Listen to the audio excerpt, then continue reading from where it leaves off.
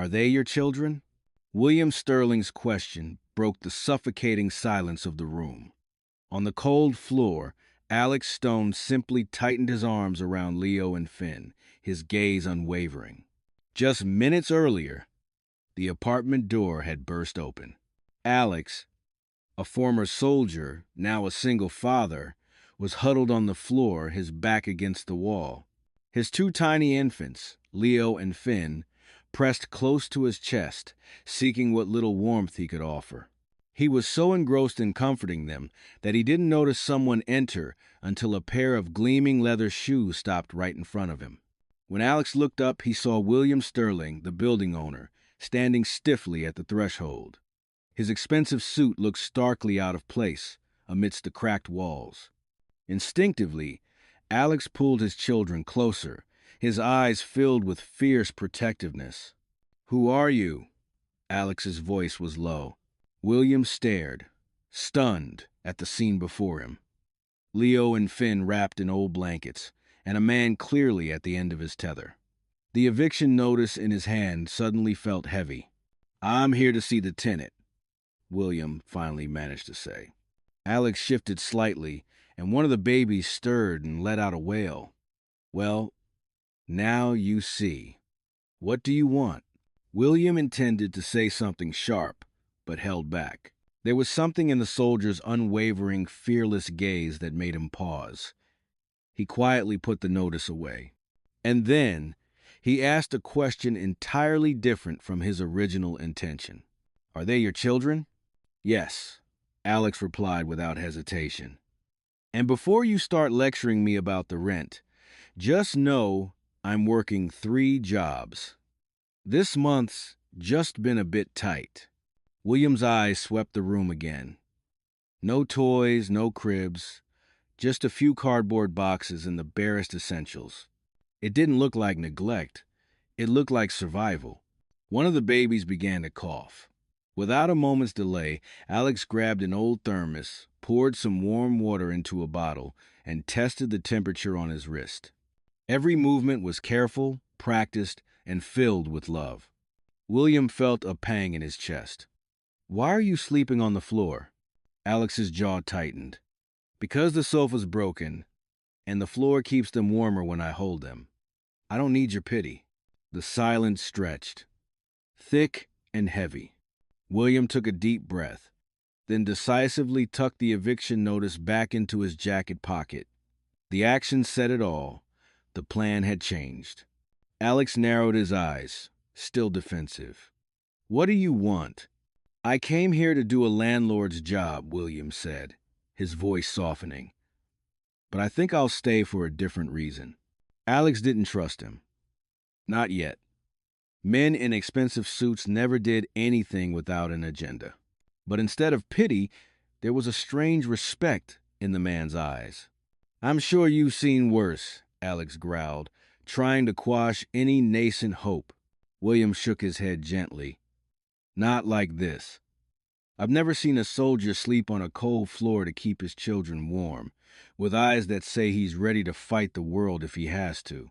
The words struck a chord with Alex's pride. He straightened up slightly. "I don't need charity." "I am not offering charity," William retorted instantly, his voice firm. "I am offering a proposition, a job." Alex let out a dry, mirthless laugh. "A job? From you?" "You are not a failure, Stone. You are a soldier," William stated, and the name Stone made Alex stiffen. "2 tours of duty, honorably discharged. You don't just know how to survive. You are a protector." The suspicion in Alex's eyes instantly sharpened into the wary alertness of someone whose privacy had been breached. "You looked into me." "I am a businessman," William said simply, without apology. "I always research those I intend to partner with." The twins stirred again in his arms. Alex gently rocked them, anger and curiosity warring within him. Finally, he looked directly into William's eyes. "Just tell me what you want." William met Alex's gaze, unflinching. "I need a bodyguard," he said, "for a very important client." The job demands absolute loyalty, discretion, and someone willing to protect at all costs. He paused, his eyes warming as he looked at Leo and Finn in Alex's arms. I think that person is you. Alex almost laughed. Why me? You just saw a struggling man sleeping on the floor. No, William replied instantly, his voice resolute. I saw a father. I saw protection in your very instinct. That fierce love, that unwavering loyalty. No training can teach that. The words hit Alex hard. A dangerous, fragile spark of hope ignited in his chest. This could be a way out. But soldiers like him always knew that no escape was truly free. He looked down at the two sleeping faces, feeling their warm breaths against his chest. Everything he did for them. This job, does it come with risks? Alex asked, his voice hoarse. Yes, William admitted. But the rewards are commensurate. Alex looked up, his eyes now devoid of defensiveness, filled instead with the steely resolve of a soldier before battle. I'm not afraid of risks, he said. I'm only afraid of not being able to give them a better life. The next morning, Alex felt like an anomaly standing before the towering glass and steel of the Sterling corporate tower. His worn military jacket was a stark reminder of another world, one of mud and gunpowder, utterly alien to this cold glamour. He clutched the baby carrier containing his two sleeping infants, his only anchors in this opulent world. William was waiting, and his slight smile eased some of Alex's unease. You came, he said simply. I came to listen, Alex replied, keeping his voice even. Inside, the silence was overwhelming. Polished marble floors reflected the distorted image of the single father and his twins, a poignant contrast to the designer-clad figures gliding past them. Every curious glance felt like a pinprick. They stepped into a private elevator. As the stainless steel doors slid shut, the silence was almost palpable. William stopped before a heavy oak door and opened it. Alex followed him in, and his breath hitched. Not because of the expansive office with its city-spanning views, but because of the woman standing by the window. As she slowly turned, Alex's world seemed to stop. It wasn't a face he could immediately place, but there was something in her intelligent, cerulean eyes that stirred a deeply buried memory. She wore a simple, yet powerfully tailored business suit. And most importantly, she showed no surprise at seeing him there, with his two children sleeping on his chest.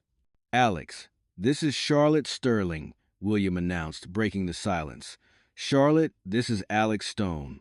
The name Sterling clicked instantly for Alex. This was William's daughter, the client he was hired to protect. Alex merely nodded, still trying to dredge his memory. Where did this sense of familiarity come from? Have we met before? He blurted out, his voice laced with uncertainty. Charlotte smiled, a gentle smile that held a story.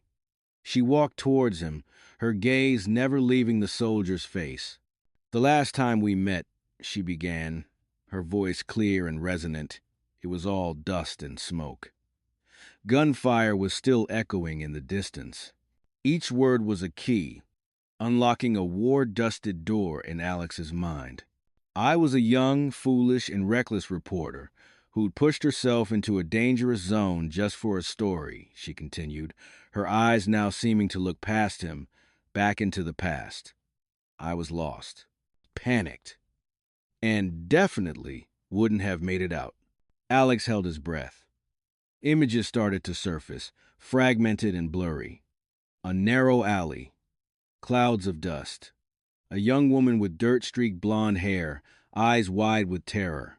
Then a soldier appeared, Charlotte said, her voice trembling slightly. He pulled me out of that alley, gave me half his last ration bar, and didn't leave until he was sure I was safe. She paused, looking directly into Alex's eyes. You never told me your name. You just said it was your duty. Alex, stood frozen. The face of that young woman now merged with the powerful woman standing before him, but he still couldn't clearly remember. Her face was vague, blending with dozens, perhaps hundreds, of other civilians he and his comrades had helped during their tours of duty. They were just fleeting figures in the storm of war. He shook his head slowly, regretfully. "I'm sorry," he whispered. I I don't remember." No disappointment clouded Charlotte's face. Instead, her smile became even more understanding. "I know," she replied, her voice warm. "To you, it was just another day on duty. But to me, Alex, that was the day I got to keep living." She glanced down at Leo and Finn sleeping peacefully against his chest, and her gaze softened even further. "My father didn't seek you out because he needed a bodyguard," Charlotte said. "He did it because I needed that soldier. The only person in this world I know will never abandon me." The genuine moment hung in the air, then dissipated. Charlotte took a deep breath, and the warmth in her eyes was replaced by a sharp, analytical focus. The smile remained, but now it held the meaning of an employer, not a rescued soul. "I am very grateful for what you did for me all those years ago, Alex," she said, her tone becoming decisive. "But gratitude won't keep me safe. I need to know who the man standing before me today is." William stepped back, silently observing. This was Charlotte's test. Alex nodded, understanding immediately. He adjusted the baby carrier instinctively. "I understand." "Good," Charlotte said. She walked around her desk, leaning against it. "So, let's imagine a scenario. This Saturday night, I'm attending a charity gala at the City Art Museum. Security is tight. Police are everywhere. But we receive reliable intelligence. A group plans to abduct me. Not with bombs or open gunfire, but with a sophisticated plan to separate me from the crowd." She looked directly into Alex's eyes. "You are responsible for my security. What is your plan of action? Tell me in detail." Alex didn't answer immediately. His eyes narrowed slightly, the soldier's brain kicking into gear, processing information, analyzing variables. He was no longer the bewildered father, but a tactical expert. "First," he began, his voice deep and steady, "the smartest move would be to cancel your attendance. Identified risks shouldn't be confronted unnecessarily. Your safety is paramount, not the event." Charlotte raised an eyebrow slightly. William nodded in approval. That was the first and most important answer. A good bodyguard seeks to avoid danger, not rush into it. "Assume attendance is mandatory," Charlotte pressed, increasing the complexity of the problem. "All right," Alex responded. "Phase 1. Preparation. First, I'll need all intelligence on that group. Numbers, weaponry, modus operandi. Simultaneously, I'll scout the location myself. I need blueprints of the City Art Museum, all entry and exit points, including fire exits, staff passages, and ventilation systems. I'll check every hidden corner, every blind spot of the security cameras." He continued, his thoughts flowing clearly. "I will coordinate with the event security team and the police, but I will not rely entirely on them. My team must have its own secure communication channel. We'll have a safe word. If I say, 'Beautiful weather today,' everything's fine. If I say, 'I need some fresh air,' that's an immediate evacuation signal." Charlotte listened without interruption. Phase 2. At the event, Alex continued, "I will never be more than 3 steps from you, but I won't hover like a shadow. I'll blend into the crowd. My eyes won't be on you, but on those who are watching you. I'll pay attention to catering staff, technical crew, anyone with a reason to approach. Attackers often disguise themselves as the most invisible people." Phase 3. Action. Alex's voice hardened. If they make their move, my objective is not to engage in combat. My objective is to get you out. We will have at least 3 pre-planned escape routes. A primary route, a secondary one, and an emergency route no one would expect. The moment I give the signal, I'll create a minor diversion, perhaps by knocking over a tray of drinks, and use that moment to extract you. He finished, and silence fell over the room. He had presented a detailed, methodical, and practical plan, encompassing prevention, preparation, and action. He thought not just of force, but of strategy. A genuine, impressed smile slowly spread across Charlotte's lips. She looked at her father, William, who was nodding with satisfaction. She turned back to Alex, her eyes now filled with trust. "That soldier from back then saved my life once," she said softly. "But the man standing before me today, he is the one I need to protect my life." Charlotte's eyes were full of trust. "So, do you agree?" Alex glanced at his 2 sleeping children on his chest, then at the woman whose life he had once saved. The decision was no longer a burden, but a natural conclusion. "I accept," he said, his voice steady. That night, Alex stood in the Sterling penthouse. The vast space with its glass walls overlooking the twinkling city seemed to belong to another world. But he wasn't distracted by the opulence. To him, a large space just meant more blind spots, more potential threats. In the corner of the room, 2 brand new cribs stood, and for the first time in months, his twins, Leo and Finn, slept in actual beds, not makeshift blanket-lined cardboard boxes. Charlotte entered, carrying 2 soft, neatly folded baby blankets. She said nothing, simply walked to the cribs and gently tucked them around each child. It was a simple act, needing no thanks, but it showed a profound understanding. She turned back and saw Alex checking the locks on the balcony door. He moved like a ghost, silent and efficient. "You don't have to do that," she said softly. "This building is supposed to be the safest in the city." Alex didn't turn around, his eyes still scanning the view outside the window. "Safety is a concept," he replied. "It's not a guarantee. It's something that has to be constantly created." Charlotte was silent, observing the man transforming her living space into a fortress. He was more than a hired bodyguard. He was a true protector. Just then, a sharp beep from the intercom system cut through the quiet. Alex spun around instantly, his entire body tensed, ready for action. He strode to the control panel and pressed the listen button. Security Chief Miller's voice came through. "Miss Sterling, a package just arrived for you. No sender name." Before Charlotte could reply, Alex spoke, his voice sharp, authoritative, and brooking no argument. "Where is it?" "Down at the ground floor lobby, sir." "Listen to my orders," Alex commanded. "No one is to touch that package. I'll be down there in 2 minutes." A few minutes later, Alex was in the lobby, examining the package, a plain brown cardboard box sealed with cheap tape. His gut told him it wasn't a bomb, but his gut had been wrong before. "Call your bomb experts," he told the guard, "and keep Miss Charlotte upstairs." When Alex returned to the Sterling penthouse, Charlotte was pacing, her hands clasped together. "It's handled," Alex said simply. "But from now on, nothing comes through that door without my clearance." Charlotte let out a sigh of relief, but she didn't ask about the package. She was looking at him, a completely different look. She had seen through the camera how Security Chief Miller had dutifully followed his instructions. She had witnessed the absolute professionalism in his every action.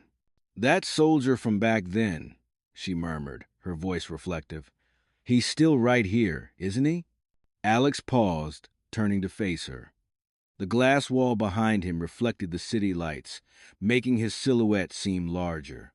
"You're not just a bodyguard hired to follow orders," she continued, as if talking to herself. "You're different. Alex looked at her for a long moment. Finally, he broke the silence, his voice deep and sincere. "I'm not special, Miss Sterling," he said. And for the first time, he didn't try to hide the weariness in his eyes. "I'm just a father. A father trying to protect the people I swore to protect." He paused, his gaze drifting towards the cribs. "Those people include Leo and Finn, my old comrades," he said, then met her eyes directly. "And now, you too." It wasn't a job commitment. It was a vow. Just then, one of the twins in the crib stirred and let out a cry, breaking the solemn atmosphere. Instinctively, Alex rushed towards them. But Charlotte was a step quicker. She gently moved past him, going to the crib. Alex froze, surprised. He was used to doing everything himself. Charlotte showed no awkwardness. She knelt, gently lifting the crying infant. Her hands skillfully checked the diaper, then she held the baby close, swaying gently and humming a soft lullaby. The crying ceased, replaced by a soft coo. Alex stood there, quietly observing. He watched the powerful woman, daughter of a millionaire, comforting his son with an undeniable tenderness. She didn't say thank you. She didn't need to. With that small act, she showed him something even more important than gratitude: trust and understanding. In that moment, they were no longer employer and employee. They were two individuals, each carrying their own burdens, who had found an unexpected anchor in the other. Their relationship had changed forever. Standing there, amidst the opulence of the Sterling penthouse, Alex Stone, for the first time in years, didn't feel like he was fighting. He looked out the window, the city lights sprawling like a promise. Just yesterday, he was huddled on a cold floor, using his own body to warm his children, fighting hunger, poverty, and despair. He had thought his life would only consist of endless battles. Now, in the arms of the woman he had once saved, his son was being soothed. They weren't a family in the traditional sense, but in that moment, they were a team, each protecting the other in their own way. He realized it wasn't his courage on the battlefield that had brought him here.